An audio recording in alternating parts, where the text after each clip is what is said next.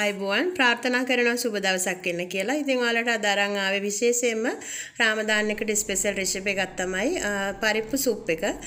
මගේ ස්ටයිල් එකට මම මේක හදාගන්නේ අරාබි ක්‍රමයට. ඉතින් ඔයාලටත් පුළුවන් මේ විදිහට හදලා රස බලන්න. මේකේ කලින් වීඩියෝ මම ඔයාලට ඉදිරිපත් කරලා තියෙනවා. ඒවා ටිකක් දිග වැඩි ලයිව් කරපුවා තමයි. ඉතින් ඒක නිසා මම හිතුවා ඉතා කෙටි වීඩියෝ එකක් දෙන්න කියලා කට්ටිය ඉල්ලලා තිබුණා සූප් එක. ඉතින් මේ විදිහට පරිප්පු සූප් එක රසට හදාගන්න නම් පොඩි වැඩක් තමයි කරන්න තියෙන්නේ. පරිප්පු ටික හොඳින් තඹ ගන්න ඕන. මම ඉක්මනින් කියාගෙන යනවා වීඩියෝ එක ඉතාම පුංචි වීඩියෝ එකක් නිසා. පරිප්පු ග්‍රෑම්ස් 200ක් මෙතන හොඳින් හොදලා තඹගෙන තියෙනවා. ඊට පස්සේ ඔයාලට තියෙන්නේ තඹගත්තු පරිප්පු ටික බ්ලෙන්ඩ් කරගන්න. මේ තියෙන අවශ්‍ය දේවල් ටික තමයි මම ප්‍රමාණයෙන් සහ අවශ්‍ය දේවල් ලියලා තියෙනවා.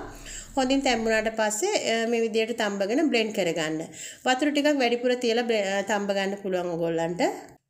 අරාබි රටවල වැඩ කරන ඔයාලට ගොඩක් මේක වැදගත් වෙයි. පරිප්පු සූප් එක හදාගන්න අවශ්‍ය අයට. ඊට පස්සේ තියෙන්නේ වෙනම භාජනයකට මේ විදිහට තෙල් ටිකක් එකතු කරලා ඒකට ගාගත්තු සුදුරුණු සහ කොත්තමල්ලි කොළ එකතු කරගන්න ඕනේ. ඉතින් ඊට පස්සේ මම මේකට එකතු කරගන්නකොට තක්කාලි පේස්ට් ටිකක් මේකෙන් දෙකක් විතර ප්‍රමාණයෙන් මම ඔයාලට අවශ්‍ය දේවල් එක්කලා ලියලා තියෙන වීඩියෝ එකේ. මාළම සෝදක් දෙනවා මේ වෙලාවට. මේ තුනම එකට එකතු වෙලා ෆ්‍රයි වෙනකොට හරිම සෝදයි. ඊට පස්සේ අපි මේකට බෙල් කරගත්ත පරිප්පු ටික එකතු කරගන්නවා. පරිප්පු ටික එකතු කරගෙන ඉවර වෙලා මේකට සූදුරු කුඩු ඒ වගේම වේලිච්ච කළු පාට දිලි ගෙඩියක් ඒක වේලලා තමයි තියෙන්නේ කොහොමත් කළු දෙහි ගෙඩියක් ඒ වගේම සූදුරු කුඩු ලුණු එකතු කරගන්නවා රසය අනුව ලුණු එකතු කරගෙන මේක හොඳින් බොයිල් කරගන්න තියෙන විනාඩි 15ක්. ඒ වගේම මේක එකතු කරගන්නකොට මේ වගේ බබල්ස් එනවා පෙන මතු වෙනවා. මොකද අපි මේ පරිප්පු බ්ලෙන්ඩ් කරගත්තාම මේ විදිහට එනවා. ඔයාලට ඒක පුළුවන් හැන්දකින් උඩින් අයින් කරගන්න. බ්ලෙන්ඩ් කරද්දිම වුණත් මේක අයින් කරගන්න පුළුවන් නම් අයින් කරගන්න. මේ තියෙන්නේ බ්ලැක් ලෙමොන් එක තමයි. මේක අරාබි රටවල ගොඩක් කෑම වලට යොදා ගන්න දෙයක්.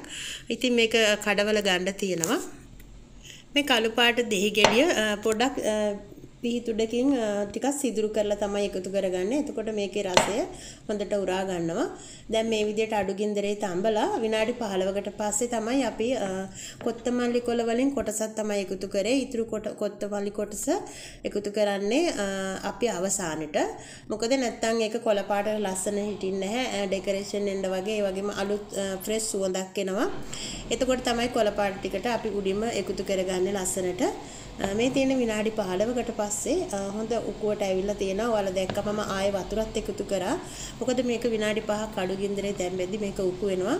මේක සමහර අය නම් ගොඩක් අඩුවට ටිකක් උකුවට ගන්නවා. සමහර අය දියට ගන්නවා. ඉතින් ඔයාලට කැමති විදිහකට වතුර එකතු කරලා මේ විදිහට හදාගෙන බලන්න. ඔන්න ඉතින් හදාගෙන ඉවරයි. ඔයාලටත් පුළුවන් රස බලන්න. ඉතින් මේ වීඩියෝ එක හොඳ නම් තවත් කෙනෙකුට බලන්න ෂෙයා කරන්න. හැමදාමත් වීඩියෝ වලට ලයික් කරන, කමෙන්ට් කරන, ෂෙයා කරන ආදරණීය ඔයාලට ගොඩක් ස්තුතියි. Thank you for watching my video. God bless all my friends. See you next video. Bye bye.